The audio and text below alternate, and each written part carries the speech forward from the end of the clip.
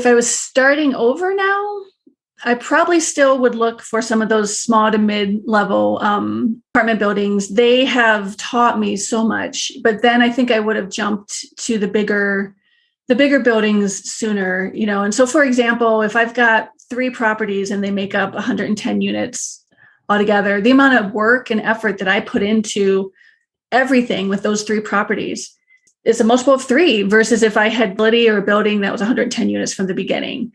Welcome to the How to Scale Commercial Real Estate Show. Whether you are an active or passive investor, we'll teach you how to scale your real estate investing business into something big. Josi Heron was a senior consultant with Jacobs Engineering, and in 2020, she left her corporate job and started Waypoints Equity to fill a common need to reach financial independence and focus on what she calls her true priorities in life. Josi, welcome to the show. Thank you so much, Sam, for having me. Pleasure's mine. 3 questions I ask every guest who comes on the show in 90 seconds or less. Can you tell me, where did you start, where are you now, and how did you get there?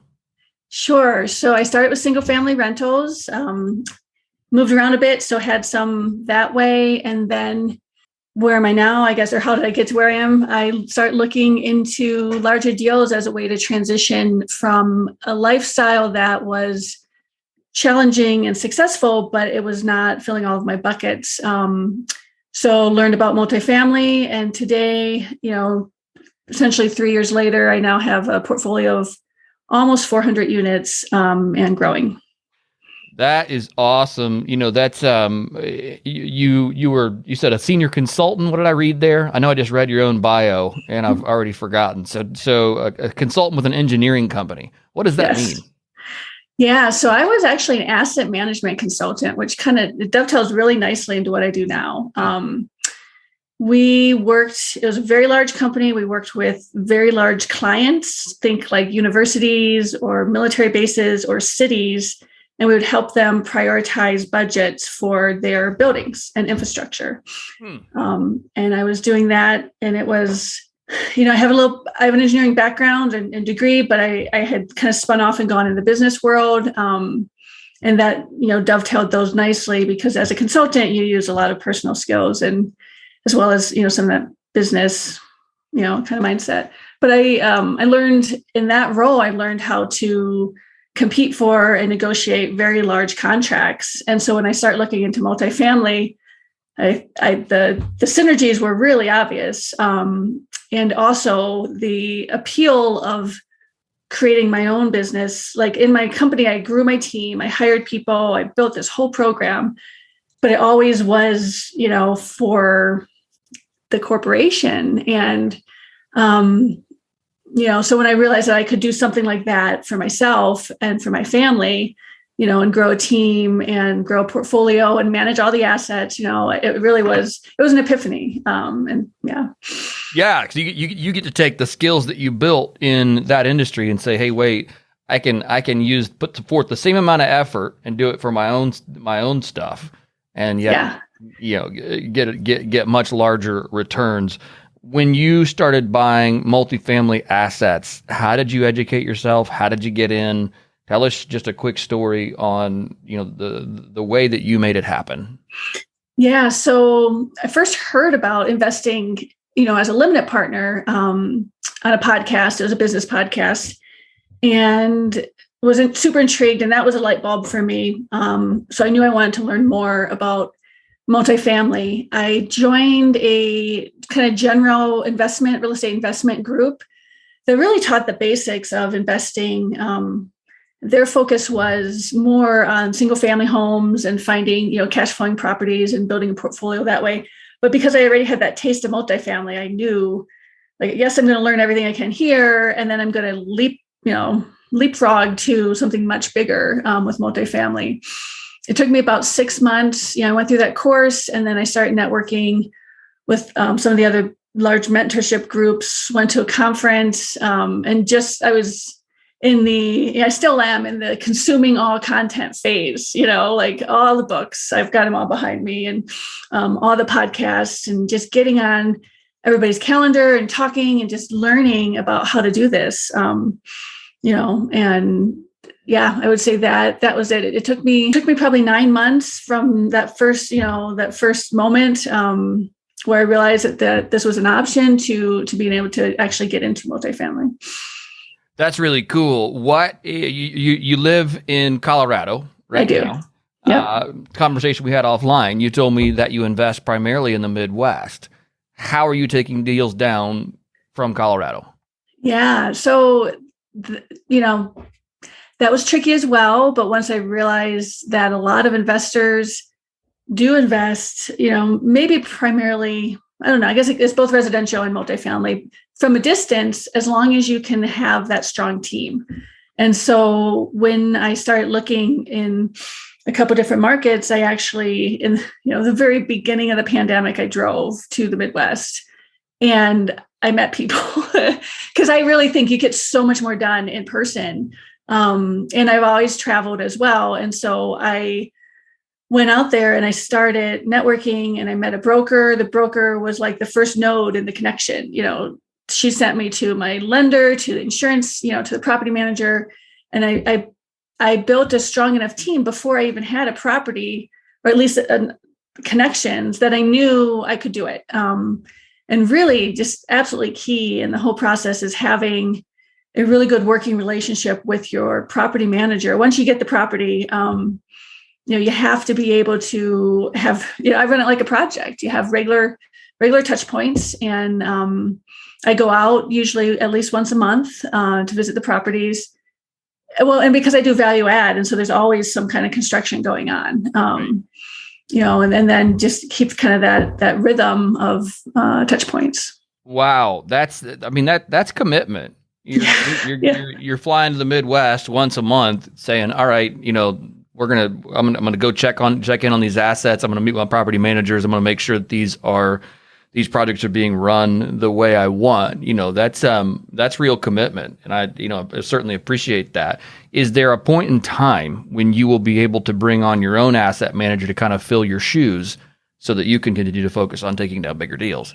Yeah, and it's a really good question. I'm actually working through that with my growing my business right now, and my business coach. I have an executive assistant who came to me in one of I run two masterminds, and she came to me in one of the masterminds and just had such a fire in her for this. And so I've been, mentoring her, but I did hire her, and she keeps so much of my business going. I did have a project manager as well for a time, but my assistant is really kind of sliding into that asset management role, and I'm giving her more and more responsibilities. And it's such a godsend because you can get so muddled in the details. You think about, I've got 7 different properties, that means 7 different, financial statements every month that we're looking at. And it's a lot, and you can get lost, you can get overwhelmed. So yeah, I have that, lined up, and I'm looking as well to expand my team in the future. With your background in growing teams, what was some of the first things that you did? What were some of the first things you would recommend? Let me ask this: someone offload to an executive assistant, maybe that's, let me just try this question all over again. I can't even speak today. What did you first give this executive assistant and said, "Hey, these are things you can take off of my plate"? So for me, and I think this may vary for everyone depending on where your strengths and interests lie, I had her create a content calendar for all of the communications that I'm putting out to my investors. And so, we write blogs. So she, kind of got on board with helping with that and scheduling them, and all the social media posts. Like I have some kind of, mental block from just jumping all in on social media. And so she's been so helpful there. And just organizing, like, I had documents on my computer everywhere. Now we've got a nice, archiving system, yeah, I would say that's kind of where we started, is just help me make those processes and make it smart. Right. Hey, I mean, one of the things that, people run into is when they don't know, when they bring somebody on, but they don't know what those processes even are yet. It Right. sounds like you were able to overcome that by bringing somebody on that was good at building those processes. Yeah, she was very, very organized, and she is very organized, and it's great. She keeps me to task. She sent me a text this morning and said, "Make sure the newsletter goes out. Did you finish reading it?" And I'm like, "Oh yeah, thanks." Right. So yeah, those are invaluable finds. I don't know what the stat was I read, and again, I'll just make it up here, but it just for the sake of the proving your point. But it was something like, for every 10 employees that you bring on, like 3 of them aren't going to stick around, 3 of them will be mediocre. What does that leave us with? 4 left. Then like 2 of them will be okay, and then 2 of them might be great. Right. Maybe 2, maybe even 1. I mean, it sounds like you found that 1 or 2. Yeah, I have, and I feel very fortunate. And we've hired other, other people by task, but not on a regular basis. I have my web developer. I reach out to, various, marketing, and graphics design kind of folks. But what I realized is in this business, you don't have to create a huge company, where you're sitting on top of the pyramid. Right. You can do a lot yourself. I have partners. They are all, peers and equals and help with a lot of the business as well. But then, just having that assistant, we get a lot of things done. And if we can't do it, we find someone who can for whatever the task is. Right. Yeah, absolutely. Task-based, professional assistants are absolutely a great way to go. Tell me on this, I think you told me offline that everything you've bought up to this point was less than 100 units. Yeah. What would you do differently now? Good question. So if I was starting over now, I probably still would look for some of those small to mid-level apartment buildings. They have taught me so much, but then I think I would have jumped to the bigger buildings sooner, And so, for example, if I've got 3 properties and they make up 110 units altogether, the amount of work and effort that I put into everything with those 3 properties, it's a multiple of 3 versus if I had found a facility or a building that was 110 units from the beginning. And I think for me, I'm really, really action oriented, and I just wanted to get out there and do it. And I knew I had really strong skills to jump in. And so I did, and I jumped in at a level that was attainable. But now, moving forward, I am looking at significant and larger deals, with some very strong and strategic partners. And that's something I learned as well, is partnerships are a very big commitment. And I do feel like a lot of times in this industry, people jump into partnerships maybe a little too quickly because they're excited about a deal.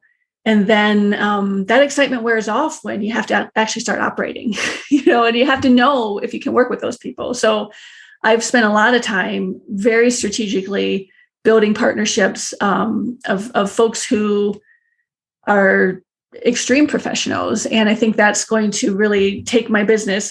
I mean, the next year or 2, my business is going to, grow exponentially. What are you going to do, or what are you going to do first off to grow your business exponentially? When you say that, there are some tangible steps, I'm certain, that are in the back of your mind. What are those? Yeah. So I had been looking for a while for a different market or 2 to operate in. And so I went through a little bit of an analysis to find that. That was step 1. And then it's the same thing that I've done in the past, is you start building out that team and those connections. But this time I'm building it with a broader lens. I know exactly what I want. It is not a 25 unit building. It's something larger. And I spent a lot of time networking and kind of interviewing and pitching prospective partners who are also interested in that market, who have similar goals and similar background to myself. And so that's the point I'm at right now. We're making offers on, much larger deals than I've ever done. And it's exciting. Is interesting. You said 2 things here, strategic partners, and you said pitching partners. Yeah. What are you pitching to a partner that's operating in the same market that you are? Sure. So I only pitched 3 people. It felt like dating. It was really vulnerable. because sucks, basically, by the way, I just want to say that. Yeah, dating is terrible. So anyway, yeah, moving yeah. on. But it was, for me, it was very, I find that I have the best success when I'm focused, and I'm very focused on finding, the right people to work with. And so it was kind of like, putting myself and my business out there. And it just basically was sharing my plan and asking if there's any interest in aligning and working together. And one of the individuals and I have, since then, grown our discussion, and I think it's going to be a really powerful partnership. When you're looking for a strategic partner, what part of the strategy are they filling maybe that you feel like you're lacking? So, very good question. So I have filled all the roles. I have led deals. I have managed deals. I've capital raised, and I find my strengths are in the numbers and the asset management. And so with this particular, quest, I guess I'm looking for someone who is very legitimate and brings a lot of skill and experience from outside of real estate that shows up. And so they can have, very strategic alliances for capital raising, as well as for, for the lending side, and being able to get these larger properties. Gotcha. So you're when you say that, I hear the word balance sheet partner or people like that can help get deals across the finish line.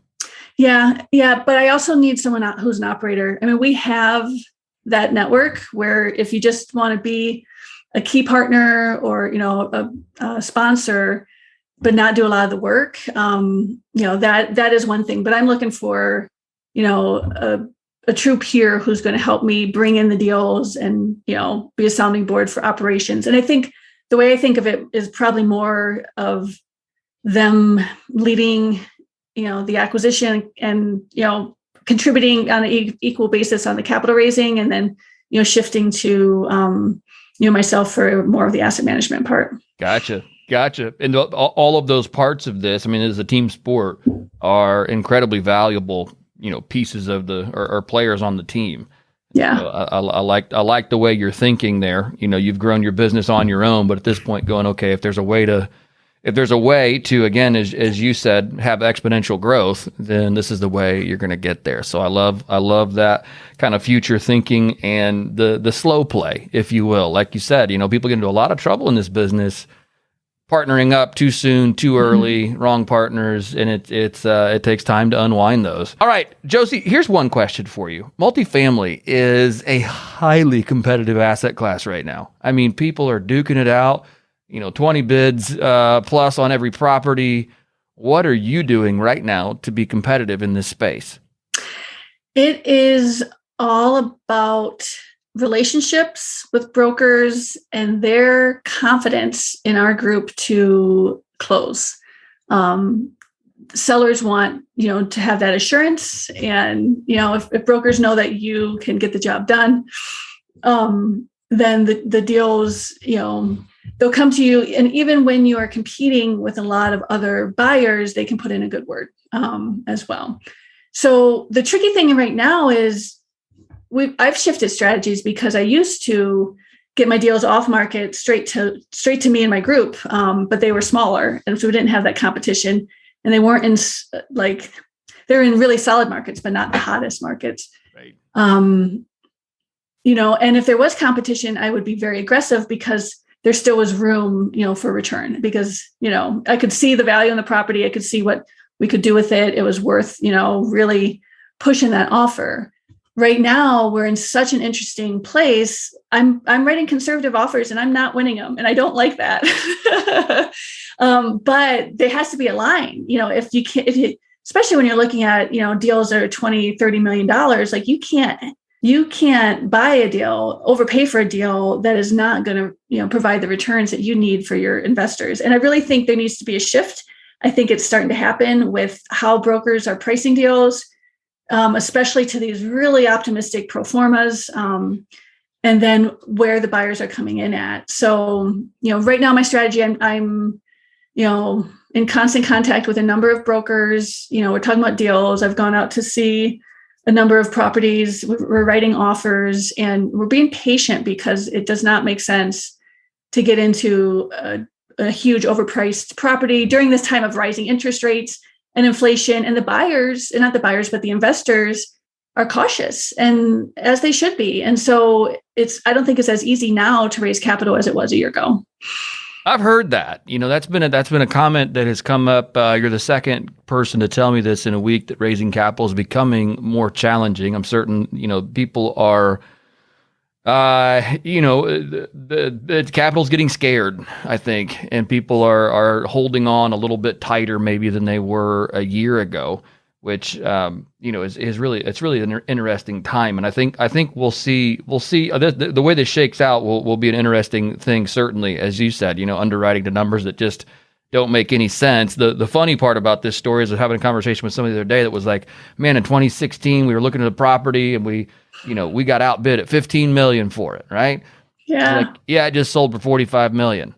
I know. And I'm like, it's crazy. It makes me sick a little bit. It does a little bit. Yeah. He's like, man, they bought it for $15 million 4 or 5 years ago, and then they just sold it for $45 million. And I go, yeah, that's a nice return. But right. he couldn't make it underwrite at $15 million. He goes, this just the returns at that point with the information he had didn't make sense. And we can always play the speculation game, but I think it is just interesting where we are. How are we remaining competitive, but yet how are we not overpaying for stuff? It's a tricky spot to be. So good for you for sticking to your guns and saying this is where we are. And when the deals come across our desk that make sense and we get to close on those, great. And if not, it is what it is. So, yeah. And I think we'll see some softening. I think we are seeing. I mean, is that something you're seeing? Is kind of some of these softening in prices? Yep, exactly. I'm seeing lower offers across the board. I'm seeing, surprisingly, and this is, I think, an opportunity, I'm seeing less offers on deals. And I'm seeing this sudden influx of properties on the market. Right. All of these owners and sellers realize they might have missed the peak of prices. And so they're chasing that growth kind of down. Right. Which is kind of the beginning of an avalanche effect, I think, in the sense that it's like, oh, when a couple of people start seeing FOMO and they start throwing their properties on, then other people who have been, riding the speculation game wave, they're like, oh crud, and then it just becomes a dog pile, and it just all of a sudden you got an avalanche of properties coming on the market, which then who knows where prices go from that point. Yeah, well, hopefully they become more reasonable. and then there's opportunities for strong buyers who are heavily capitalized. I think you have to really be solid in this market. And I think it will weed out some other potential buyers. I do really think, like, no matter the current market conditions or what happens in 6 months, like, multifamily is one of the best hedges against inflation, and it will continue to be a solid play for any investor. Right. Absolutely. Josi, absolutely enjoyed our conversation today. Thank you for taking the time to come on. Certainly learned a lot about the way you think about markets, how you guys are staying competitive, how you're growing your team, what you're doing, how you're bringing people on board. This is loads of fun. The questions I didn't get to ask you about were your masterminds. Maybe I'll have you come back on at some other point in time and you can talk about the masterminds that you run and things like that. But certainly learned a lot from you today. If our listeners want to get in touch with you or learn more about you, what is the best way to do that? Sure. So my company is Waypoints Equity, and that speaks to the various epiphanies and eye-opening experiences that I've had on this journey. So waypointsequity.com is my website. At the bottom, you can click a link to contact me directly, or you can follow me on LinkedIn. It's my full name, Josephine Heron, on LinkedIn, or Waypoints Equity. And I would love to connect and help anybody along their journey. Certainly. We'll put all that in the show notes. Josi, thank you again for your time today. I do appreciate it. All right. Thanks, Sam.